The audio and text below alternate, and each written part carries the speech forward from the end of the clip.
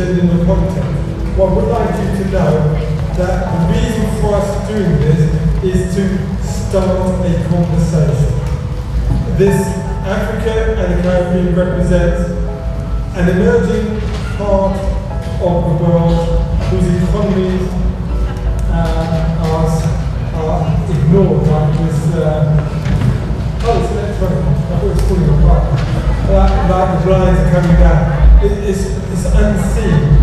What we want to do is to bring to everybody's attention, when you have over 1 million people, there is quite a bit of economic opportunity. And what we're going to do is get away from the idea, I think it's a conversation, that the only way to engage with Africa and the Caribbean is through aid when there's great opportunities for trade. That also, if we're going to have some aid, what we hope to do is to have capacity building aid and therefore help people to help themselves. I think it was somebody who used to say, you're going to turn people into fishermen, not give them fish. My own background, I have worked for the last 20 years in international trade policy. So in the sense, if you're asking why I'm here, maybe that's part of the context. And trying to identify where trade has actually helped and where trade has hindered, where investment has helped and where investment has hindered the development prospects of countries around the world. And I think for us, looking at this Expo on trade and opportunities, for us at War on and for many other groups, the question has to be, who benefits? Who benefits from trade? Who benefits from investment? Because it's quite clear that not all trade, all investment has been universally beneficial. If you take that back, if you set in the context, you take it back to the colonial times, and you know absolutely well that the colonial experiment, the colonial adventures were designed to extract value and extract resources from the colonized countries for the development of the metropolitan centers in Europe. And that was the whole basis on which colonialism was continued. And that, I'm not just saying that because it's an interesting historical fact, I'm saying that because a lot of that same impulse continues today in some of the policies on trade and investment that I think it's important to be clear about. And you saw that in the period of liberation, in the period of the 1950s and 1960s, the countries of Africa saw growth rates, the sort of miracle growth rates that we would today associate with Asia. Huge growth rates coming in so many countries across Africa. Cameroon, Canada, all of those countries breaking free of the colonial structures and being able to invest in trade and invest in their own peoples. So a people-centered approach where the idea was that the peoples of each country should benefit. Obviously, that was short-lived. The oil shock of the 1970s, and the Volcker shock in the US, when the US ramped up their interest rates, that led to the debt crisis and the involvement of the World Bank and the IMF. And the structural adjustment programs introduced across the world by the World Bank and the IMF during the 1980s and 1990s were a disaster. They led to the 2 lost decades of development. Why? Because again, African countries, Caribbean countries, Latin American countries lost the ability to be able to direct their own affairs. They were told that basically either get our program or you get no debt relief, no loans, no way out of this spiral of debt. And as a result of that, we saw across all the countries of Africa a deterioration in the per capita GDP, a deterioration in terms of the economic strength, mass unemployment as more and more businesses went to the wall, huge numbers of manufacturing industries being pushed out of business. You look across Kenya, Cote d'Ivoire, Zambia, more and more people study of this, actually showing the impact of these free trade agreements on the countries of Africa and Latin America. And universally, it was a disaster. But what's interesting, I think, is that in the last couple of years, even the World Bank and the IMF have admitted they got it wrong. They said, we pushed quite hard for trade liberalisation. Do you know what? We didn't actually have the proof, we didn't have the correct arguments to back that up. They also said we pushed for capital controls to be eradicated. Now, they've had a turn of faith. They've said, actually, do you know what? They're probably quite a good thing to have. And you get an example like in Ghana, for example. In Ghana, the parliament in Ghana voted to keep protection for Ghana's poultry industry. It said we have a thriving poultry industry, which is really important for the Ghanaian people. It's important not just for the people involved in that industry, but also the people around that industry, all the people who are linked in with the production of poultry. And for us, the support that we give, investing in business, supporting organizations investing in business, is as much as business growth, i.e. financial. We're adopting very much a social enterprise model. So it's as much about business growth, but for us, it's about social gains. So yes, we are making investments in business, but what does that mean for the individual? So last year, we used last year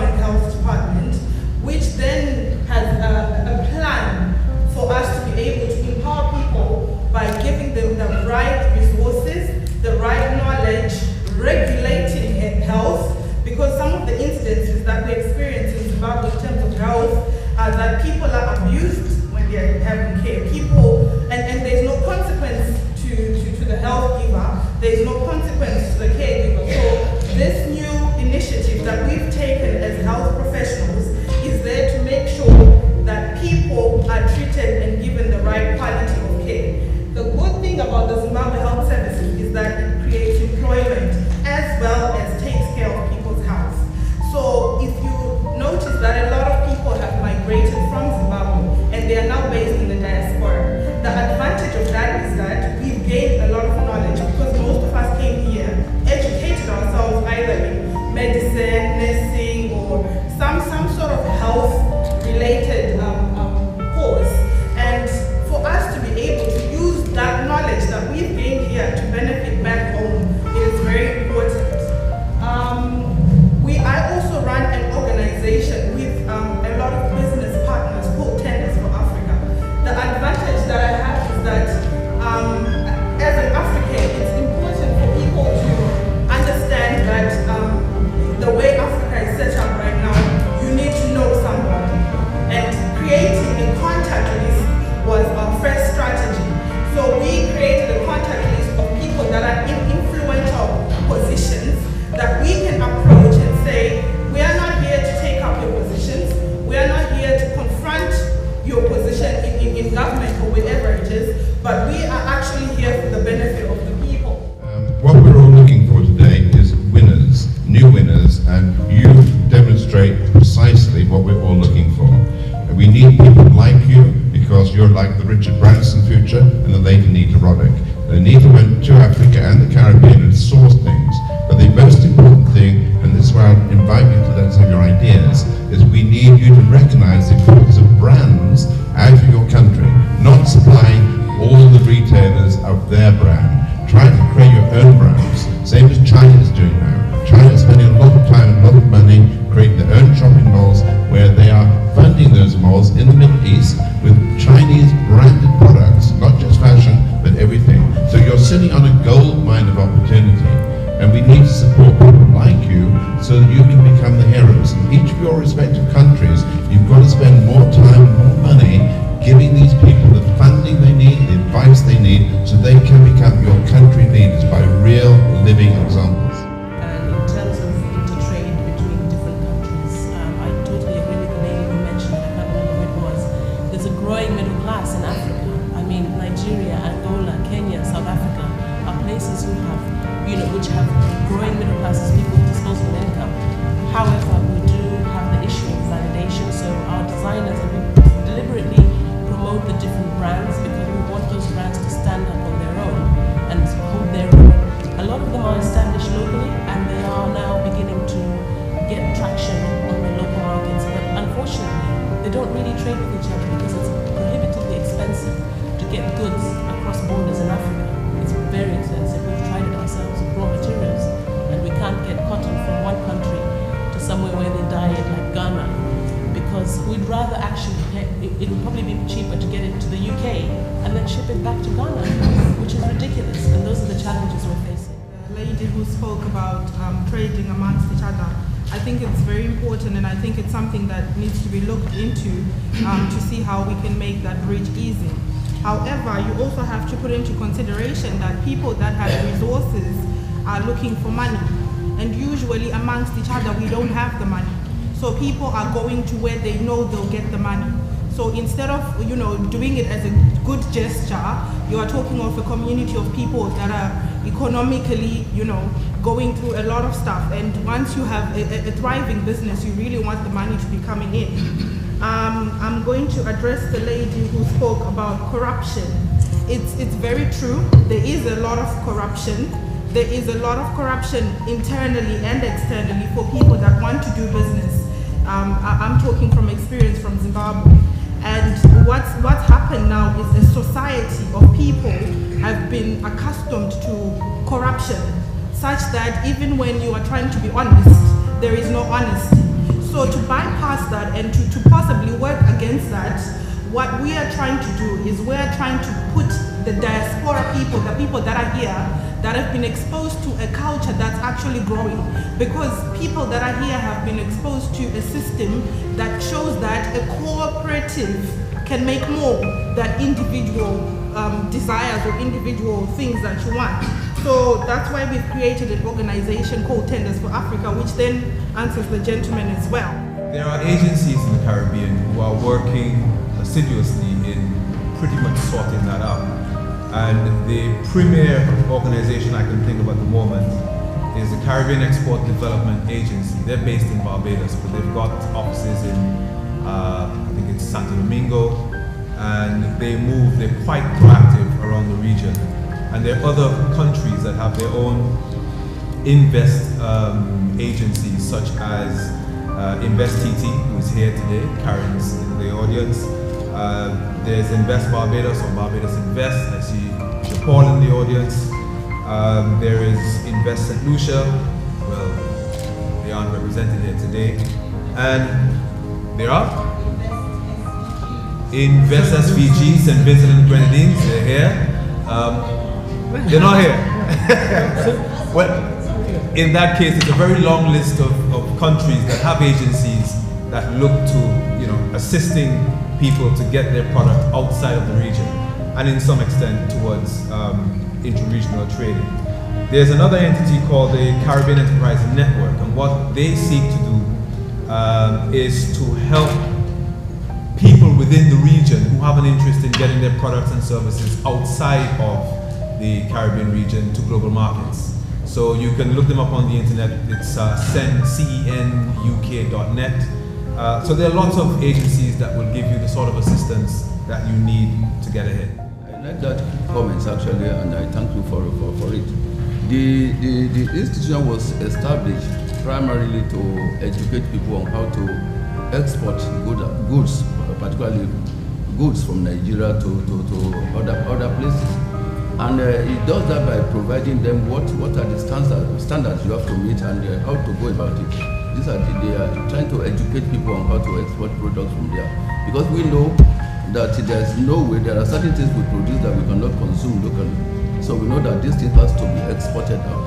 But many people don't know about this. That was why the council was established in the first instance, to educate people, to tell them what are the exportable products from Nigeria to other countries. There is the argument that it can be exclusive in the sense that it excludes certain groups, that it can create urban elites, and there are sort of cons to it. But from our perspective, and we funded it before, I guess what we're looking for, regulation is key. We're sort of talking again just to the polarized theme of this discussion, aid versus trade. It's all about regulation. It's how you use it. And for us, I guess it's speaks to the ethical brand. There's a sort of bigger ethical, discussion that's going on, and fair trade is part of it. And we just want to understand how groups that we would support, say under fair trade, and there's fair trade with a small f, and that's what I'm using here, but it's about how you're building capacity with the fair trade with a small f to ensure that the people you're supporting are getting their fair dues. So if you think globalization, trading relations, as we were talking about earlier, tends to situate all of the power and all of the gains at the top of the value chain. Fair trade is meant to be trying to challenge that and actually bringing value back down to the bottom of the value chain. I've just got 7 quick generic steps. 1, what is your vision? Stop thinking small. I think the biggest problem we have is we think we're small and we don't really sell ourselves because we think it's just a traditional business. But remember, traditional businesses are profitable, and it's not the West that is showing the biggest growth, economic growth. It's the so-called emerging economies that are showing the biggest growth. So you may have a business idea that has great economic potential, but you're sitting on it because it's not an Amazon, it's not in the fast tech moving. But remember, you have to think competitive. You may be small, but think global about your ideas. And also, I kind of think to myself, think about the viability of your business idea. Who thought Post-it notes would make somebody a billionaire? So your idea must be great, okay? Think about ideas, think about the viability, long-term viability, And remember, big companies have resources and the infrastructure to develop your ideas very quickly. So don't think your ideas are not great. Because one of the things I'm seeing are things like, I'm from Jamaica, so the great ackee and hot pepper sauce. It's amazing how many other countries are developing our ideas with a Jamaican flag on it. And they don't really come from Jamaica. Yeah. So think about your own islands and the products that you produce, and people are making money off your ideas, okay? So remember, protect your intellectual property by registering your trademarks, your patents and copyrights. It's really important. This is business, it's not personal. And also, work with reputable people and organisations. Do not base your business development of a friend who's a cab driver who works down the road, okay? Get reputable people. 2, understand the regulation. It's okay, forget your UK hat. One of our biggest complaints is, oh, they just don't understand, they don't do business like how the British do it. You're not in Britain.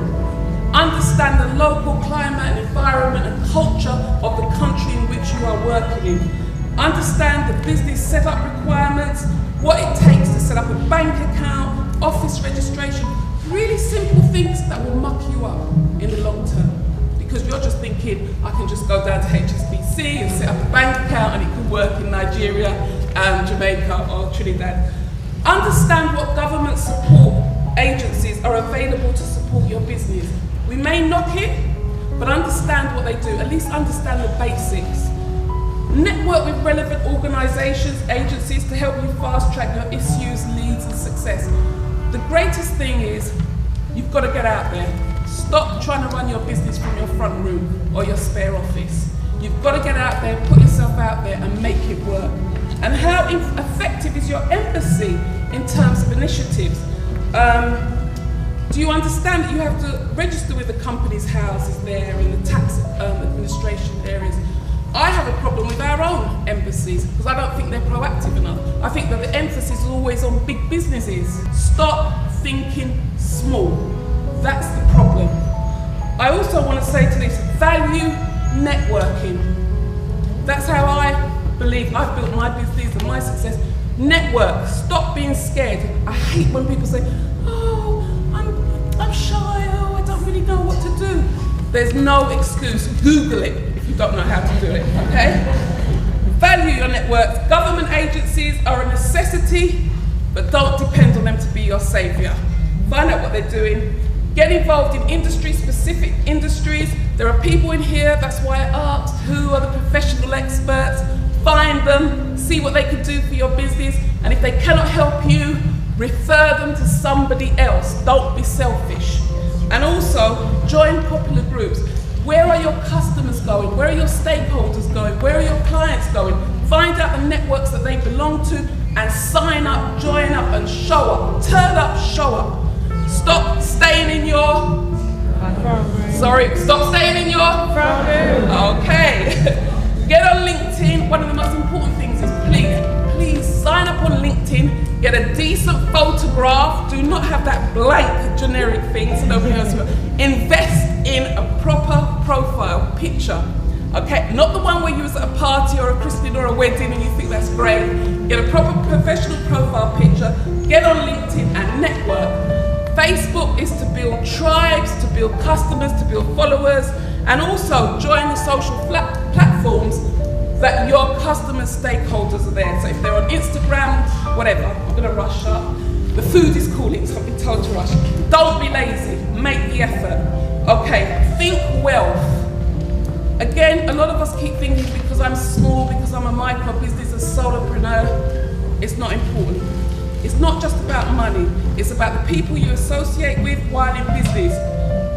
Also think about who you allow into your business. You may not be able to afford staff, but don't get your cousin or your friend in. They will sabotage your business unintentionally. That's why they're not in business. Get people who understand your business. Get an intern, get an apprentice, that's what it's about. Understand the rules, understand why you must get an apprentice. They're moaning about young black boys and NEETs, etc. who haven't got jobs. It's your responsibility to give them a job. So you find out what you can do to get them in your business. Again, don't be lazy. And just think, every action you take Just think this. If Richard Branson was in my business for a year, what would he do? Yeah? Yes? Yes? Okay, make sure you're loud. And finally, in closing, I still don't believe that governments do enough to support small businesses because they're not entrepreneurs.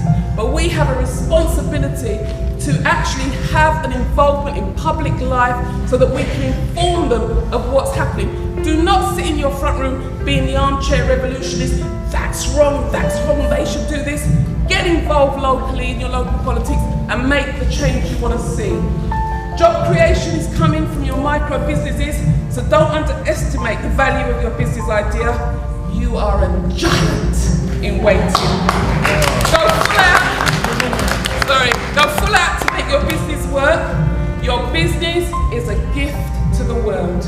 Work on what you are good at and partner with somebody else to bring up the weaker part of your businesses. I'm on the last page. Business is hard work, it's grit, it requires determination, it requires resilience and a can-do attitude. The time for inspiration is over. It's time for perspiration. If you are serious, you will overcome the obstacles to find a solution. You don't go into business knowing everything. Learn to accept your vulnerabilities and ask for help. Get a mentor, sign up to all the government initiatives and local initiatives. So I say, accept there are sharks, there are mistakes, there's corruption, and there's challenges, but see them as stepping stones. Be bold, have courage, business is not personal, and never, never, never give up. Guyana produces over 500,000 tons of rice.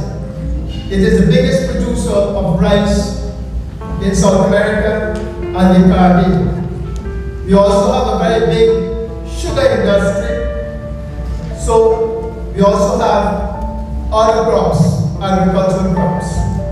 So there's great opportunity for investors to invest in this sector. Guyana has now a Mexican company that is now involved in information technology that's been employing 2,000 young Ghanaians. And the reason for that, because we are very literate, 98% of the country is literate. Our lingo is very similar to that of North America and the Caribbean and so forth. It's a comparative advantage, so more companies are now investing in Guyana. Also the environmental services, because they mentioned rainforests. Also we have what we call the Eurograma project, one of the biggest commonwealth projects in Guyana, and there are a lot of environmental services emanating from that. We have a vibrant transport sector, and also I should mention that Guyana, also they're looking at oil and gas, like Trinidad, our neighbor. They are very rich in oil and gas, but Guyana is said to have one of the biggest reserves of gas and oil, and that is now being explored. You won't be surprised to hear that we're as busy today as we were in 1923. It was the worst recession that had ever hit, and I think we've got an even worse one this year, these years that have gone by. The thing that the Institute does, it literally looks at what you need to do and will help you get on and do it. We quite literally have education and training programs that can be as simple as 2 hours online to find out about a specific product or a specific way of doing business, or it can be a day's introduction to importing or exporting, leading through to a full qualification in international trade.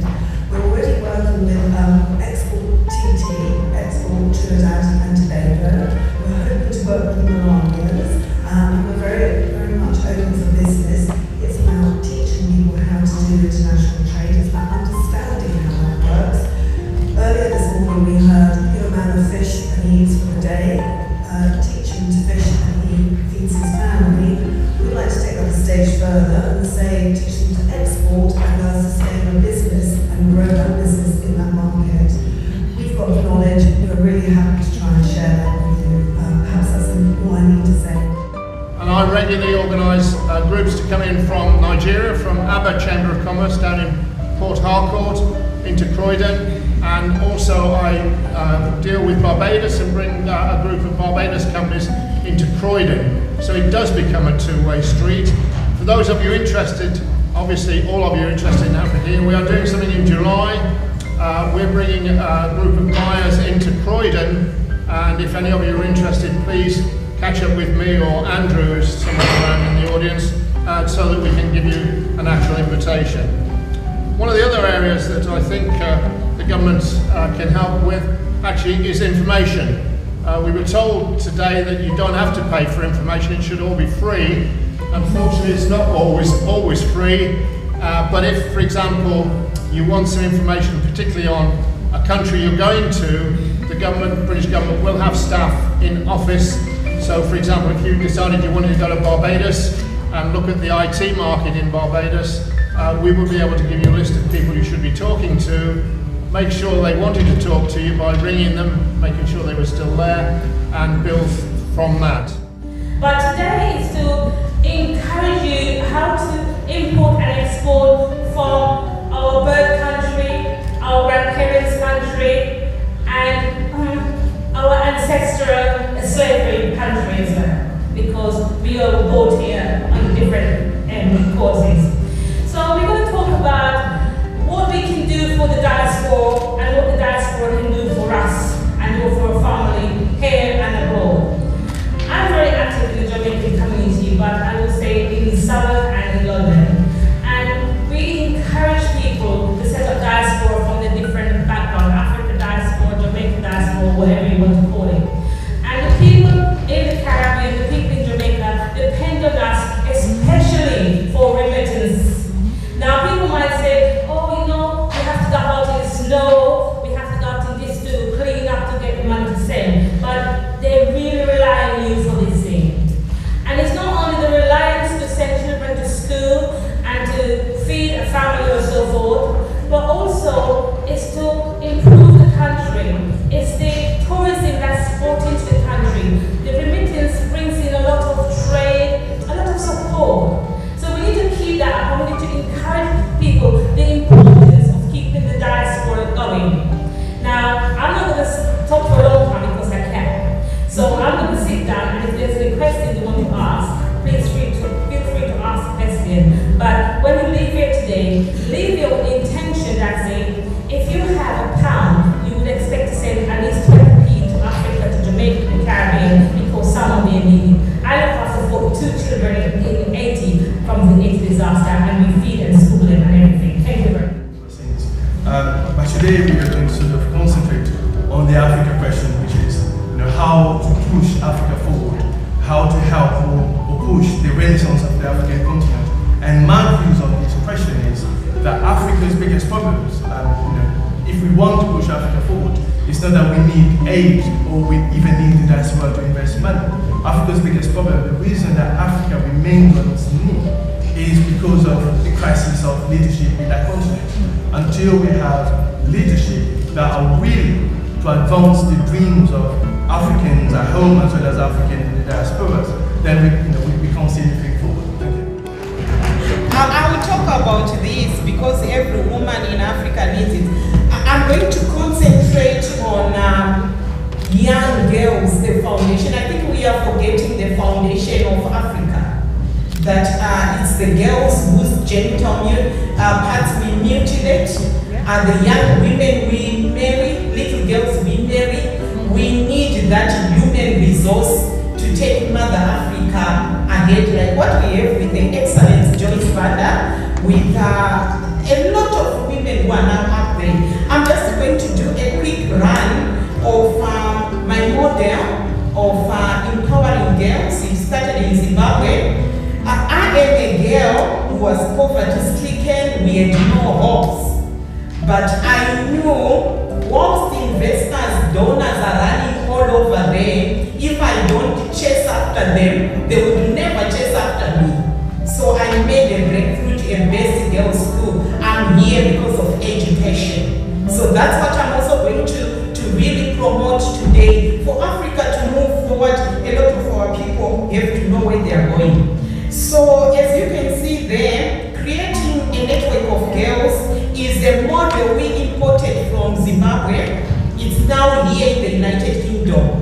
What's lacking amongst us Africans is one pot of fund that we can manage together that also caters for those who are underprivileged but who have potential. So as Girl Child Network, we are putting a fund together which will see us investing in our children. How did we all feel coming to King's College and seeing such massive buildings when our children are under a little tree in Africa or on a school that is falling? These are some of the important questions. What is it that we need to do to just move the continent ahead? The question you raised about the inter-building of relationship between because of the airfare is so high, it's not just within the Caribbean island, it's here where we're sitting now in London, because this government has put an air passenger duty tax on the flights to the Caribbean. It's cheaper to go to Australia than to go to Jamaica right now.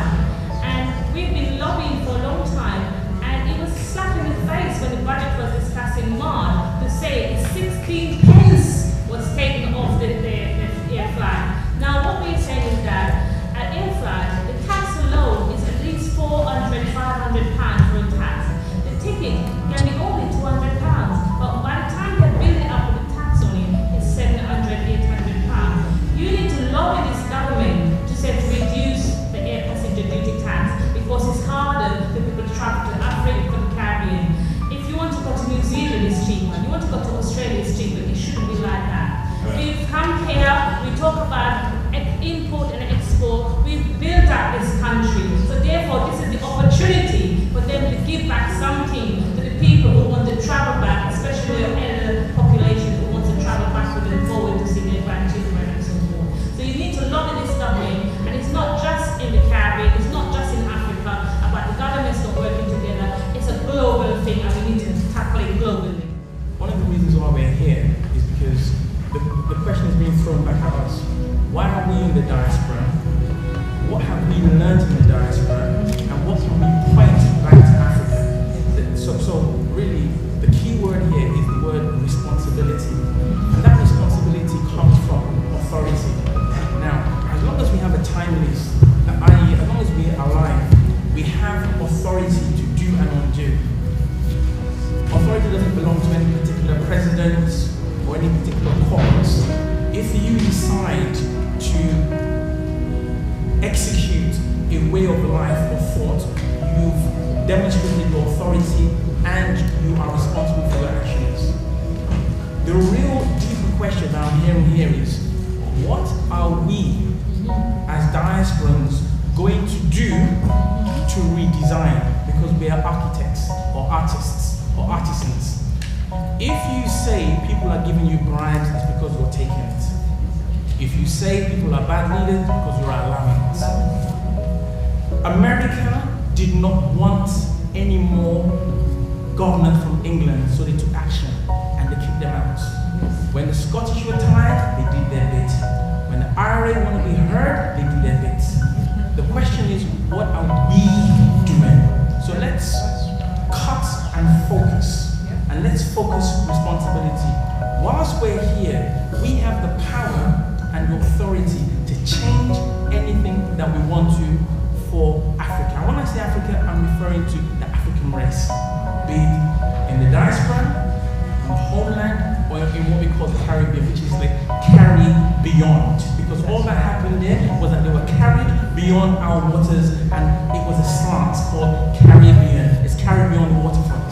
So they're Africans, but they're beyond the waters.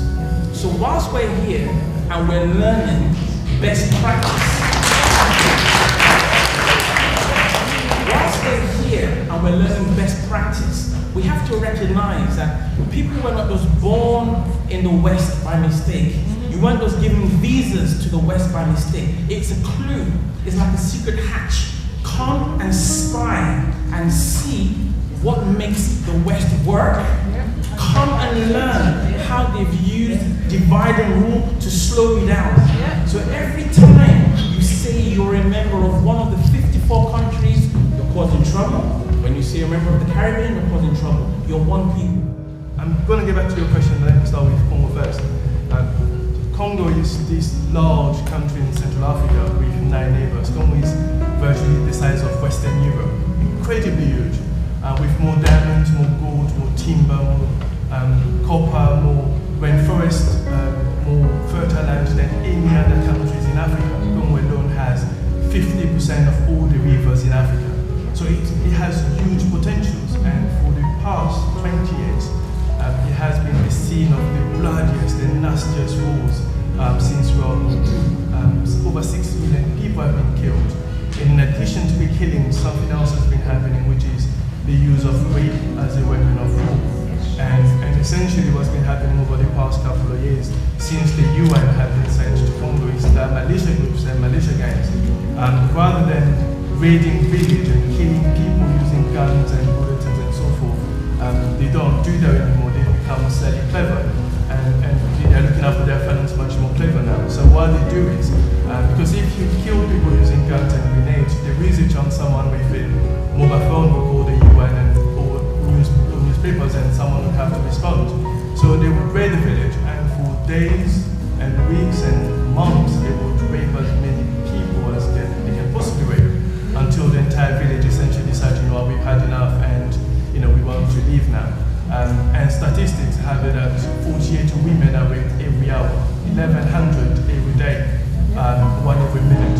And the reason I've given that statistic is because I want to put everything into context now. If you go back in the 1960s when Africa became independent, Congo was the first country in Central Africa and Southern Africa to become independent. And Congo being the size that it is and being where it is, right in the center of Africa, touching north, south, east and west, it means that if Congo becomes independent and with all the resources that it has, if it goes forward, then all the countries around the region clearly would also go forward.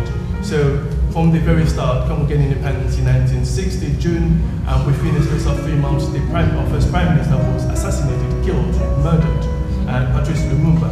So from the very start, everything was done to frustrate, you know, the move forward of the African continent. And that move continues to be done today in many ways and so forth. Now, we have a choice. We can go on and continue, and perhaps also continue to sort of blame the West, and sort of say, you know what, the West are doing A, B, C, D, and so forth. And it's also true. Kwame Nkrumah was killed, and Julius Nyerere, and many other leaders in Africa, but also there is also a sense of responsibility. We need to look into ourselves. We need to sort of see what it is that we are doing wrong. What is the biggest problems in Congo, or in Africa? The West have done a lot, but clearly, they are not to blame for the silliness and craziness of Mugabe in Zimbabwe, or Paul Kagame in Rwanda, or Joseph Kabila in Congo. And those are real questions we need to look into. My views of Africa, and I also subscribe to your views that Africa is beyond just the African continent. But if you look at Africa, you don't need the entire African continent to go forward. In Africa, my view is you need 5 countries. If you have Nigeria functioning, you have Kenya also functioning, you have Congo, South Africa, and Libya, which now has been also, is now a mess. The African continent will go forward. So I just want to say some corrupt activities by foreigners are not merely bribes. They are actually intertwined in some, you know, even look at the massive packages they give to each other in front of our poverty-stricken children who are dying on the street. Somebody can just pass by with a twin cab and pass by to their office in a festive street where a child is picking food from the bin. I think we need to look beyond and analyze so many institutions that have endorsed corruption, but to us we don't see it. Well, hopefully I'll give you some information about starting loan, and I'll give some information about some other funding as well. So my name is Amanda, and I'm an entrepreneur. I've been running business for about 12 years. I gave up my job many years ago to start my own business, to take that plunge, take that risk, take that big challenge, and I'm here 12 years later. It hasn't been easy, but it's been very, very rewarding. So for those of you that just started or been going for a few years, I'll say keep going. You know, it's not easy, but at the end of the day, it gives flexibility, and it also gives you the opportunity to create your own wealth. And I think creating your own wealth in the community is very important. Whether you agree, yeah, and especially when some of us volunteer lots of projects in Africa and abroad.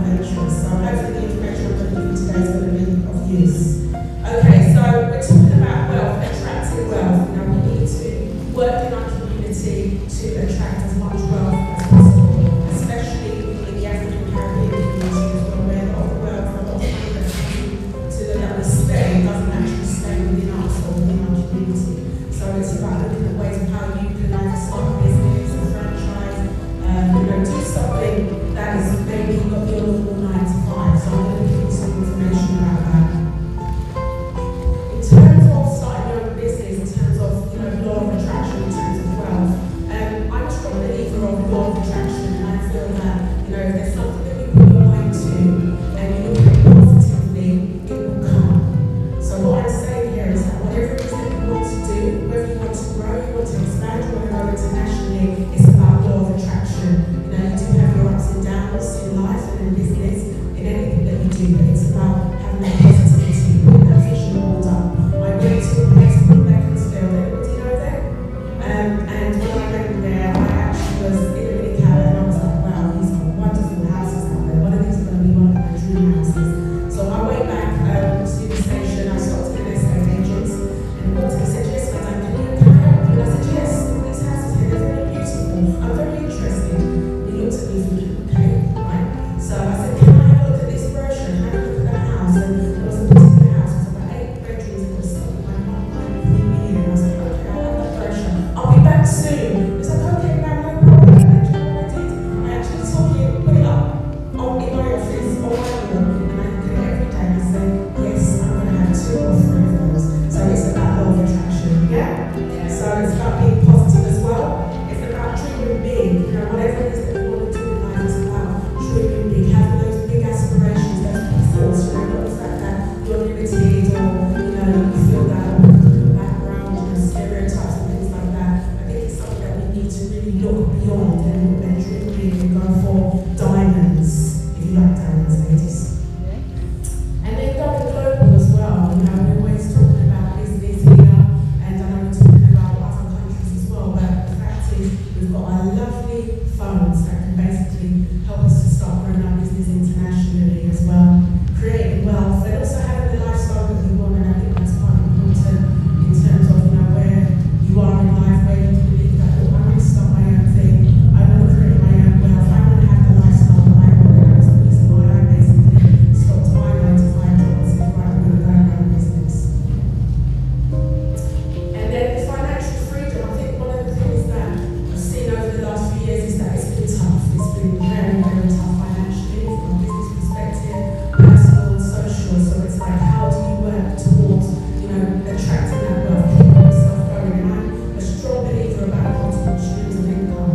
You know, so if there are different ways that you can bring in income, then look at those different ways, not just, you know, stick to one thing. Because sometimes, you know, if you put all your eggs in one basket, it can go completely wrong. So, you know, looking at different avenue streams, obviously ones that are rewarding, ones that are realistic as well. But I think in this day and age, 2014, it's about multiple streams of income as well.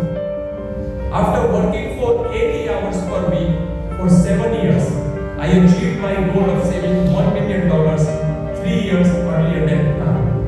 And after that, every year, I made millions since then. Armed with my global profile and my business education and my savings, I launched Global Markets Consultants, a management consulting firm in New York and London in 2002. And I'm proud to say that my company has been a preferred consultant for Deutsche Bank since 2005. And my substantial savings have ensured that my business has remained financially sound despite the biggest economic crisis of 2008. And I'm proud to say that we did not let go of any staff during all these years and have never even thought of looking for a loan. Furthermore, my savings have enabled me to retire at the age of 45 and pursue my charitable investment and political interests. For charities, I have raised £150,000 by running London Marathon, climbing Mount Kilimanjaro, trekking to the Mount Everest base camp, cycling 500 km in Vietnam and Cambodia. Next, I like investing in projects and people, but when I invest my money, I make decisions based on 3 things: credentials, a comprehensive business plan, and a promise of a solid expected rate of return on my investment.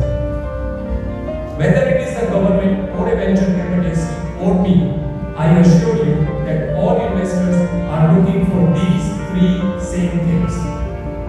So to win, you must perform better than other entrepreneurs.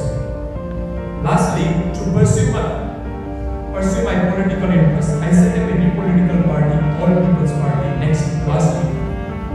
And this party is set up to help talented people like you become a political leader in England. With my party, you can become a councillor in 2014, or a member of parliament in 2015, or the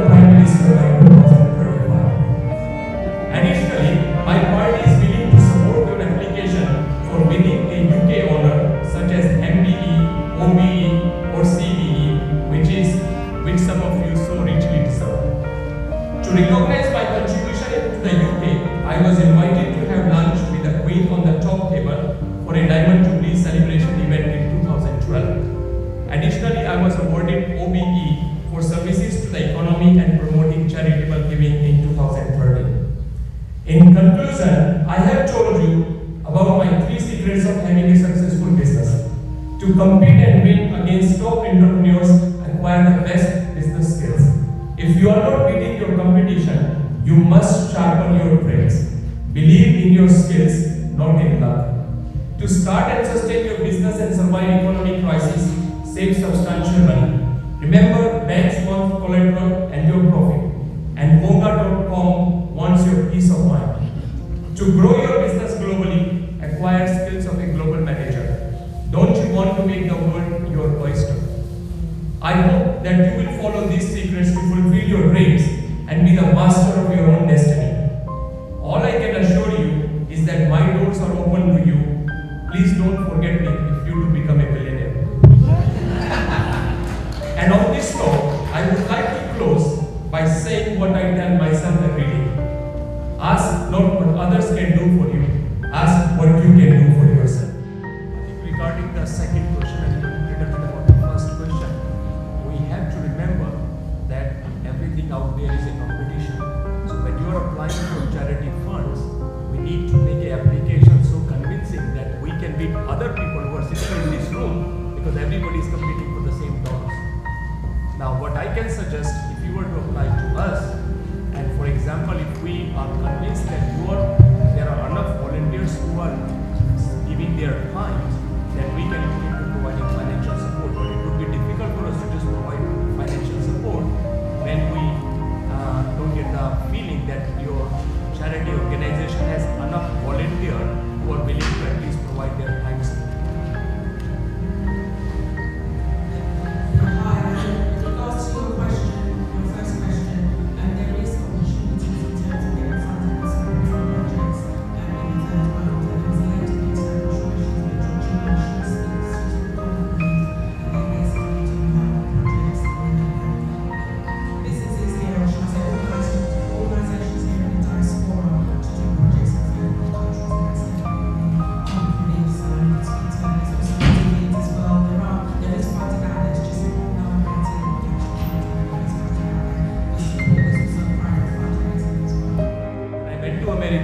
I also work at $4 an hour. So the people we are trying to help, they have to understand that becoming successful is not a destination, it is a journey. So whatever skills they are missing, they must go out and acquire those skills. Otherwise, nobody is going to support them forever. And we can fight for those skills after those places. But everything I have and I'm in front of you, I have retrained myself over the last 20 years. Nothing has been given to me on a silver platter. And I'm saying, if you expect somebody to get this skill, some money or resources on a silver platter, it will never happen because of the competition. So help these people with the skill set. Teach them how to fish. Don't give them a fish every day.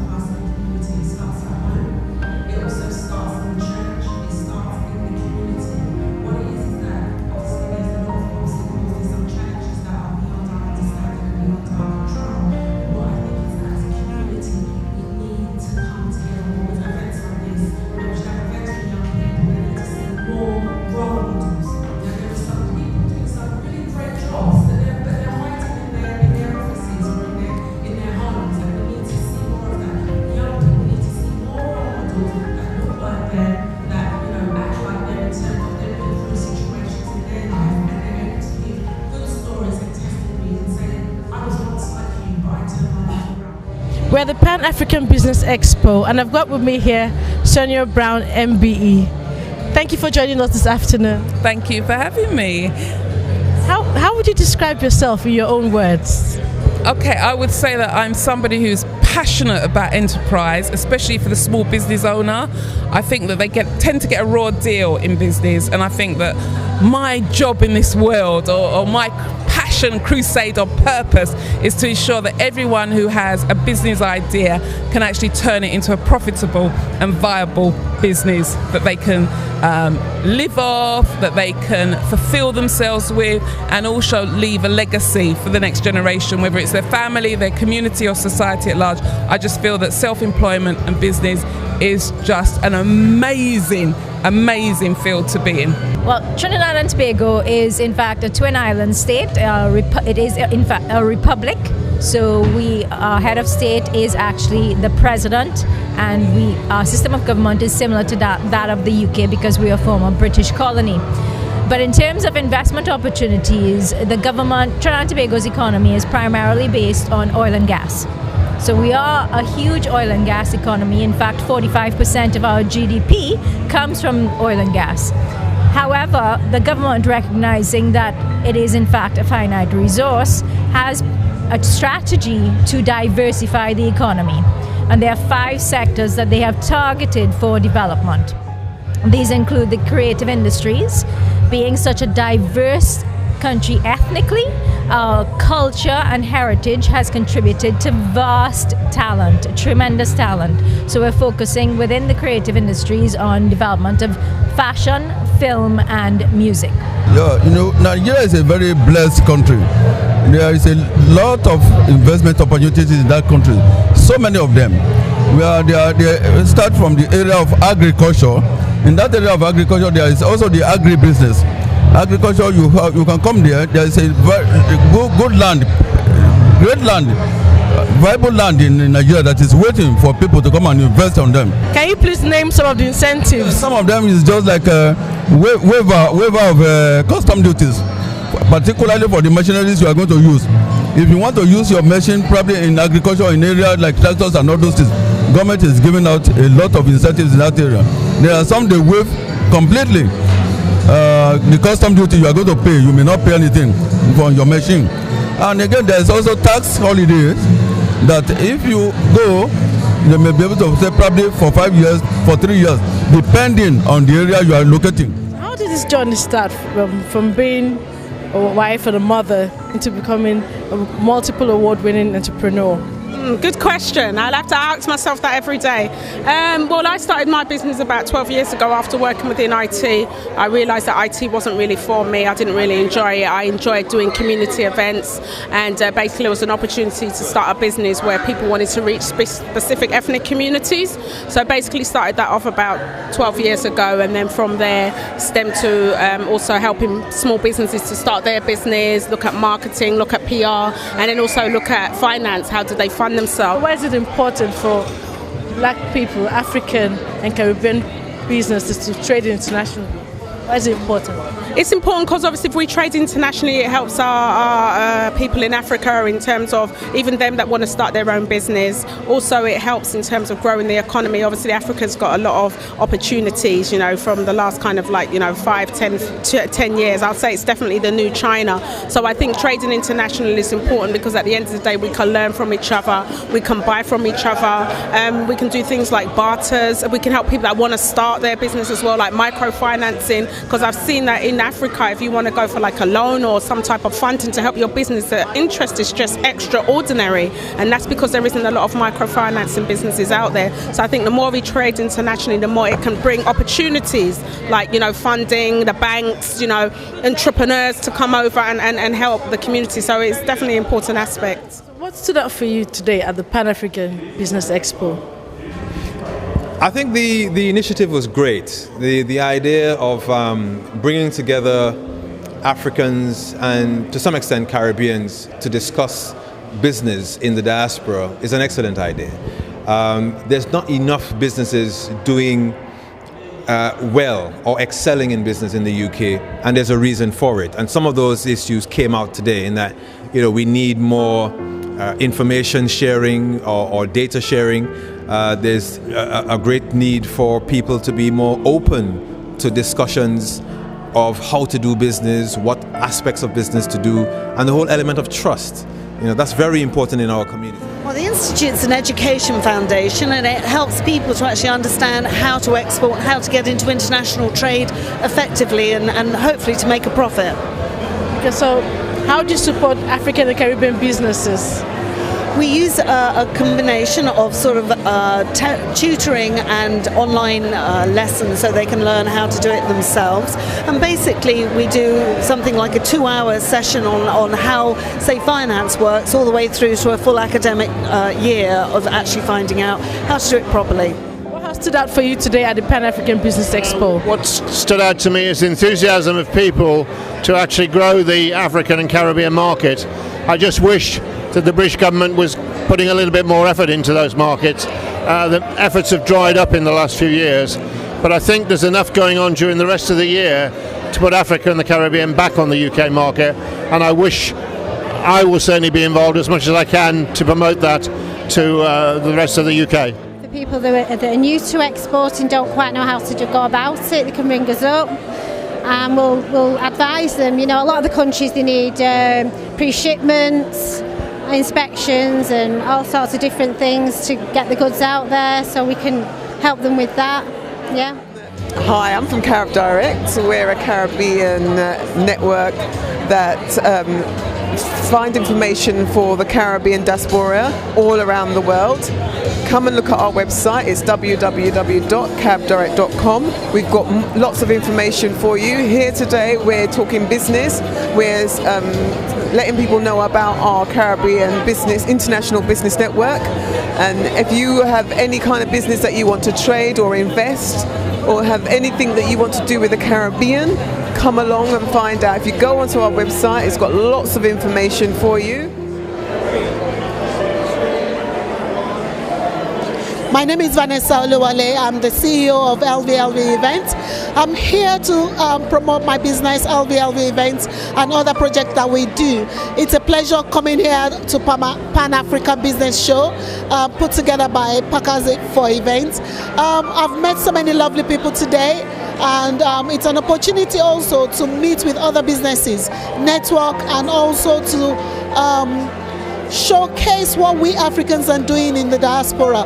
We work so hard, and we also promote to make sure that the generations after us come into this country to see that it's not all Africans that are corrupt. We have the genuine, honest business people working so hard to promote the image of Africa in diaspora. Thank you.